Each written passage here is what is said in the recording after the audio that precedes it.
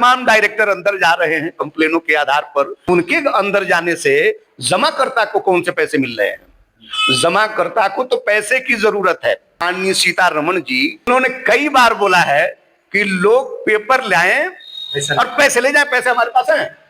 तो जब आपके पास वित्त मंत्री महोदया जी पैसा है तो ये पोर्टल भी आप ही का है। गृह मंत्री जी से मैं कहना चाहूंगा, चूंकि आपकी अंदर आती है ये एजेंसी, जब 86,000 करोड़ का डाटा आपके यहाँ पहुंच गया तो आपको सीतारमण जी को कहना चाहिए कि मैडम पेपर है हमारे पास और पैसे आपके पास हैं, तो पब्लिक के अकाउंट में डाल दिया जाए। लेकिन हो क्या रहा है? केवल मजाक हो रहा है, घिनौना मजाक हो रहा है, पब्लिक के साथ खिलवाड़ चल रहा है। आपका 5 लाख रुपया है, पहले इन्होंने 10,000 डाल दिया, तो 10,000 क्यों डाला? जब उसका पेपर वेरीफाई हो गया तो उसका 2 लाख है 2 लाख डाल दो, 1 लाख है 1 लाख डाल दो, 50,000 है 50,000 डाल दो, 10,000 है 10,000 डाल दो। उस आदमी का तो पैसा खत्म हो जाए। 1,78,00,000 रुपए का तो मैं ही लेनदार हूं जमा का। अब ब्याज समेत जोड़ के कितना बनेगा? 3.5 के ऊपर जाएगा, तो हम ही लेनदार हैं। 54 नहीं मिला है। 5,000 करोड़ एक बार लिया, 5,000 करोड़ फिर सुप्रीम कोर्ट के माध्यम से आपने रिक्वेस्ट डाल के लिया। 46,000 करोड़ रुपया, 25,700 करोड़ रुपया पहले ही है। 14,700 करोड़ रुपया आपकी सीबीआई ने है जी उनके वहां से इकट्ठा करके आपके खजाने में जमा कर दिया। 46,000 करोड़ रुपया पहले ही है। 86,000 करोड़ रुपए में 46,000 करोड़ रुपया माननीय महोदय अमित शाह जी लोगों के खाते में चले जाएं तो आधा लोगों का जमा का पैसा पूरा हो जाएगा। नमस्कार, नवजागरण लाइव में आपका स्वागत है। अभी हम उत्तर पूर्वी दिल्ली के बुराड़ी विधानसभा में हैं और हमारे साथ जो सदस्य बैठे हुए हैं, ये शख्स सहारा के जीरो से लेके शिखर तक, यानी शून्य से लेके शिखर तक पहुंचने वाले कार्यकर्ता हैं, जो सहारा में काफी समय अपना दिया और सहारा से काफी कुछ अर्जित भी किया। लेकिन अभी जो मामला सहारा का चल रहा है, जिसमें 13 करोड़ से ज्यादा निवेशकों का पैसा फंसा हुआ है, उस पे अलग अलग जो संगठनें हैं उसके लिए लड़ाई लड़ रही हैं, दावा कर रही हैं पैसा दिलाने का। जो सरकार है वो पोर्टल के माध्यम से दावा कर रही है कि हम पैसा दे रहे हैं, लेकिन जो निवेशक हैं वो पहले भी उनकी शिकायतें वही थी, आज भी वही शिकायतें हैं कि पोर्टल से क्लेम नहीं हो रहा है, फॉर्म रिजेक्ट हो रहे हैं और पैसा नहीं मिल रहा है। जबकि सरकार कह रही है कि 5,000 करोड़ रुपए हम लाए थे, वो बांट दिए, दोबारा 5,000 करोड़ लाए हैं, वो बांट रहे हैं। हमारे साथ अमर सिंह जी हैं, इनसे बात करेंगे और जानेंगे कि लगातार जो सरकार की जो एजेंसियां हैं, ईडी और सीबीआई, जिसका जो सहारा के अधिकारियों पे गिरफ्तारियां हो रही हैं, कितना फायदा होगा उससे निवेशकों का। तो सबसे पहले स्वागत है सर। धन्यवाद राजकुमार अनुरागी जी। नवजागरण लाइव की टीम का बहुत बहुत आभार कि आप सबने कम से कम, मैं शुरू से देख रहा हूं कि जनता की आवाज को बुलंद करने के लिए जगह जगह जाते हैं और लोगों से मिलते हैं और लोगों की सलाह भी लेते हैं और अपनी राय भी देते हैं। तो इसके लिए आपकी पूरी टीम को बहुत बहुत साधुवाद। और जहां तक कि सहारा का मामला है, तो मान लीजिए मामला 2012 से शुरू हुआ, आज हम लोग 2025 पूरा करने जा रहे हैं।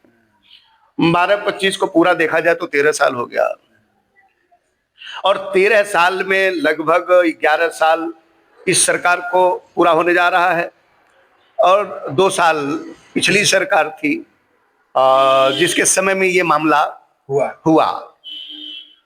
अब वो पिछली सरकार के विषय में यदि चर्चा किया जाए तो उन्होंने क्यों ये मामला किया, उसका क्या आधार रखा, क्यों सुप्रीम कोर्ट लोग गए, क्या क्या हुआ, बहुत बड़ा हो जाएगा। तो हम चलते हैं इस सरकार की बात करते हैं, क्योंकि उस समय मुकदमा चल रहा था लोअर कोर्ट में, हाई कोर्ट में, सुप्रीम कोर्ट में, इस प्रकार से अभियान चल रहा था। तो बहुत लंबा हो जाएगा प्रोसेस, वहां न जाकर के अब इस सरकार की बात करते हैं। इस सरकार को भी 11 साल हो गया। सुप्रीम कोर्ट में मुकदमा चला, मुकदमे में एक नया पैसे का कोई भी कहीं से लापरवाही नहीं पाई गई। केवल एक वही लाइसेंस वाली बात यहां भी आई थी, उसके बाद भी इस कंपनी को एक प्रकार से क्लोज ही कर दिया गया। क्योंकि जब सुप्रीम कोर्ट ने बोला कि भाई सबके पैसे दे दो और कितने दिन में दोगे, रोड मैप बना के दो कि लोगों का पैसा कैसे पहुंचाओगे, तो सरकार आगे आ गई कि हमारी एजेंसी पैसा देगी, ये नहीं पैसा दे पाएंगे। सरकार ने इनकी क्षमता पर ही सवाल खड़ा कर दिया। जो आदमी 40 सालों से लोगों का लेन देन किया था, वो आदमी लोगों का पैसा नहीं दे पाएगा। जो 40 साल से लेन देन किया, वो ये पैसा नहीं दे पाएगा। ये सरकार ने सवाल खड़ा किया और बताई कि मेरी एजेंसी पैसा सबका वापस करेगी। जनता को तो पैसे से मतलब है, जमाकर्ता को पैसे से मतलब है। वो चाहे कंपनी दे, सहारा दे, या सरकार दे, या सरकार की एजेंसी दे, जनता को कौन दे रहा उससे कोई लेना देना नहीं है। अब उसमें जैसा कि अभी आपने बताया कि तमाम डायरेक्टर अंदर जा रहे हैं कंप्लेनों के आधार पर, तो गलतियां तो डायरेक्टरों से हुई ही पड़ी होंगी। एक सही आदमी को भी 24 घंटे के लिए पुलिस के पास इतनी पावर होती है कि मास्टर यदि स्कूल में पढ़ा रहा है बच्चा और दिमाग में उस पुलिस को आ गया कि इनको 24 घंटे के लिए पूछताछ के लिए थाने में बिठाना है, तो आपका देश का कानून है कि उस मास्टर को उठा के ले जाकर के थाने में बैठा के पूछताछ कर सकती है, कानून है। तो इसमें ये डायरेक्टर जा रहे हैं, इतनी बड़ी कंपनी चलाए हैं, 40 साल तक रहे हैं, क्या क्या गलतियां हुई होंगी, तो उनके अंदर जाने से जमाकर्ता को कौन से पैसे मिल रहे हैं? जमाकर्ता को तो पैसे की जरूरत है। जमाकर्ता को सहारा इंडिया कंपनी के जो भी एसेट हैं उसके माध्यम से सरकार को तय करना चाहिए कि जनता का जो पैसा है, ब्याज समेत एक एक पैसा जनता के अकाउंट में कैसे जाएगा। सरकार इसको तो तय नहीं कर रही है। जो सरकार की वित्त मंत्री जी हैं माननीय सीतारमण जी, एक बार नहीं, पार्लियामेंट में जब भी कोई बोलता है तो उसे हिस्ट्री में डाल दिया जाता है, वो रजिस्टर्ड हो जाता है, ताकि कभी भी खोल के पढ़ उसको देखा जा सके, सुना जा सके, पढ़ा जा सके। वहां लिखित भी होता है, वहां ऑडियो रिकॉर्डिंग भी होती है, वीडियो रिकॉर्डिंग भी होती है। तो उन्होंने कई बार बोला है कि लोग पेपर लाएं और पैसे ले जाएं, पैसे हमारे पास हैं। तो जब आपके पास वित्त मंत्री महोदया जी पैसा है, तो ये पोर्टल भी आप ही का है, ये सरकारी पोर्टल है, ये सहारा इंडिया कंपनी का पोर्टल नहीं है, ये सरकार का पोर्टल है। और जो CRCS है वो भी आप ही की एजेंसी है, तो सहारा इंडिया की एजेंसी नहीं है। तो आपकी एजेंसी के पास 86,000 करोड़ रुपए जमा के डाटा है और ब्याज समेत जोड़ लीजिए तो 2 लाख करोड़ तो वही हो गया। और 1 लाख करोड़ का डाटा ही है और ब्याज समेत देना है, तो 2 लाख करोड़ से ज्यादा तो वही हो गया। तो आपके पास 2 लाख करोड़ का डाटा तो पहले ही पहुंच गया। अब कौन सा डाटा पहुंच गया, आप कौन सा पेपर मांग रही हैं? आप अपने पोर्टल से, अपने CRCS से डाटा ले लीजिए ना। और जिनका डाटा ओके आपने करके कैलकुलेट कर दिया कि 86,000 करोड़ रुपए का डाटा मेरे पास आ चुका है, तो आ चुका का मतलब क्या होता है? आ चुका का मतलब ही होता है कि ये फ्रेश पेपर है, इसमें कोई प्रॉब्लम नहीं है। अब देखिएगा, सरकार के नियत पर थोड़ा सा यहां सवाल खड़ा होता है। अमित शाह जी को भी समझना चाहिए कि ये दुनिया है, दुनिया में बड़े लोग ऐसे हैं कि जो अंदर तक जाके देखना चाहते हैं, ढुक ढुक के, छुप छुप के, मतलब पर्दे के अंदर भी देखना चाहते हैं। तो यहां माननीय गृह मंत्री जी से मैं कहना चाहूंगा, चूंकि आपकी अंडर आती है ये एजेंसी, जब 86,000 करोड़ का डाटा आपके यहां पहुंच गया, तो आपको सीतारमण जी को कहना चाहिए कि मैडम पेपर है हमारे पास और पैसे आपके पास हैं, तो पब्लिक के अकाउंट में डाल दिया जाए। लेकिन हो क्या रहा है? केवल मजाक हो रहा है, घिनौना मजाक हो रहा है, पब्लिक के साथ खिलवाड़ चल रहा है। आपका 5 लाख रुपया है, पहले इन्होंने 10,000 डाल दिया। अच्छा, 10,000 डाला कैसे? इसका मतलब उसका पेपर आपको ओके लगा तभी तो 10,000 डाला, या गलत पेपर पे भी डाल दिया? नहीं, एकदम वेरीफाई। जब वेरीफाई कर लिया था तभी तो आपने 10,000 डाला। तो 10,000 क्यों डाला? जब उसका पेपर वेरीफाई हो गया तो उसका 2 लाख है 2 लाख डाल दो, 1 लाख है 1 लाख डाल दो, 50,000 है 50,000 डाल दो, 10,000 है 10,000 डाल दो। उस आदमी का तो पैसा खत्म हो जाए जिसका पेपर वेरीफाई हो गया। लेकिन नहीं, डाटा में बोलेंगे। जब चुनाव आएगा तो अमित शाह जी बोलेंगे और भी लोग बोलेंगे जो नेतागण होंगे कि 27 लाख लोगों का भुगतान हमने कर दिया।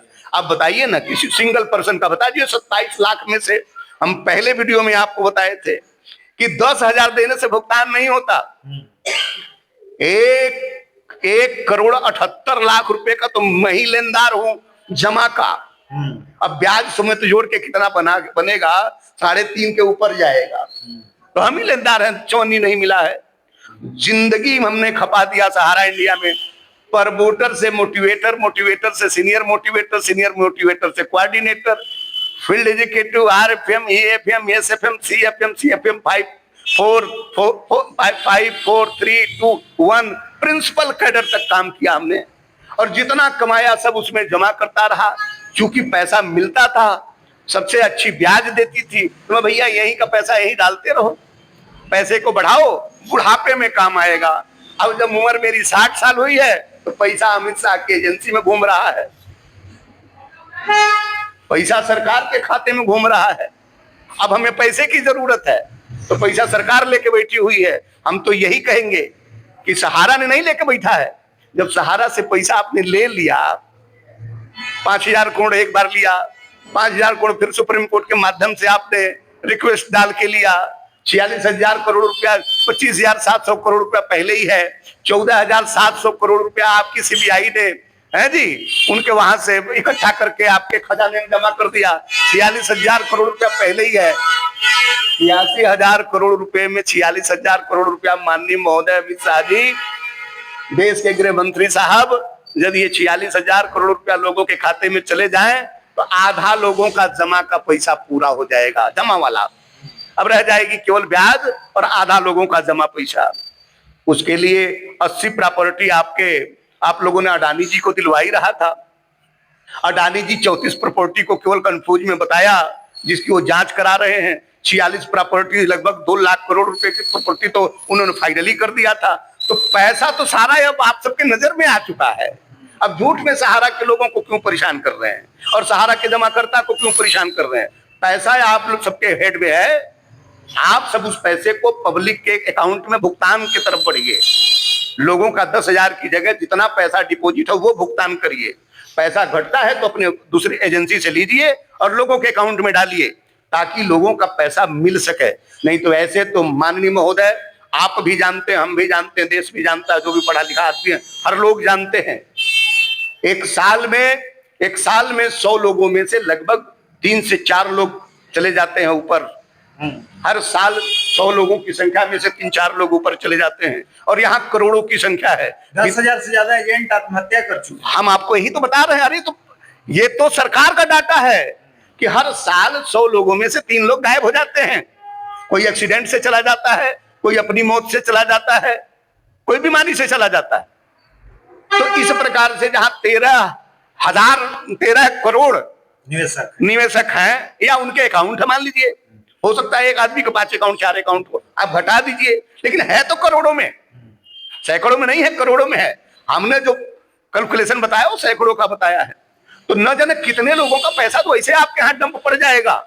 और मैं जहां तक मानता हूं, जो चला ही जाएगा, जो है उसे पैसा नहीं मिल रहा है, तो जो चला जाएगा उसका पैसा कौन लेने आएगा? तो ऐसा करके कई लाख करोड़ रुपया तो आपके पास वैसे ब्याज समेत इनका बन जाएगा। क्योंकि जो आज पैसा मान लीजिए 1,000 करोड़ रुपया है, 1,000 करोड़ के लोग यदि चले जाते हैं ऊपर, तो कल उसकी ब्याज नहीं बनेगी क्या? माननीय महोदय, आपको भी पता है कि आपकी बैंक ब्याज देती है और आपकी बैंक ब्याज लेती है। 5,000 करोड़ रुपया आप लेके आए थे, और कौन से किस डेट को लेके आए थे, और अब तक उस पैसे का क्या क्या हुआ है? मेरे ख्याल से तो आपको 10,000 20,000 जो दे रहे हैं ना, वो 5,000 करोड़ का जो ब्याज बनता है, वो ब्याज भी सही ढंग से लोगों को नहीं मिल पा रहा है। और जो फिर बिहार वाले चुनाव के आसपास लेके आए हैं 5,000 करोड़, इसकी भी ब्याज ही लोगों के यहाँ जा रही है। इसमें से मूलधन एक नया पैसा लोगों को मिला नहीं है। हाँ, ये जरूर है कि उनको बताने के लिए आपका है कि आपका इतने पैसे में से 10,000 रुपया मिल गया, 20,000 रुपया मिल गया, 50,000 रुपया मिल गया। अरे भाई, आप इस प्रकार से जो दे रहे हैं पैसा, यदि यहाँ आपको ब्याज मिलती है, बैंक देता है ब्याज, तो उनके पैसे का ब्याज नहीं बन रहा है क्या? उनके पैसे का ब्याज बन रहा। तो यहाँ 3 पॉइंट बनता है राजकुमार अनुरागी जी। पहला पॉइंट ये बनता है कि यदि डाटा आपके पास पहुंच गया है और उसको आपने फ्रेश मान लिया है कि ये डाटा ओके है, तो उनका पूरा पैसा देने में आपको प्रॉब्लम क्या है, समस्या कहां आ रही है, दिया क्यों नहीं जा रहा है, क्यों उनको 10% पैसा दिया जा रहा, किस कारण 90% क्यों रख लिया जा रहा।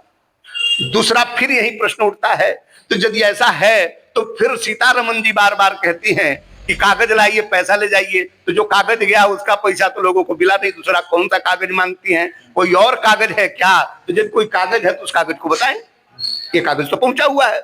और तीसरा ये बनता है कि माननीय महोदया कहती हैं कागज ले आओ, पैसे ले जाओ, और माननीय महोदय आप पहले बोल चुके हैं कि सीआरसीएस में अपना लिखित डाटा जमा कराओ लिस्ट वाइज।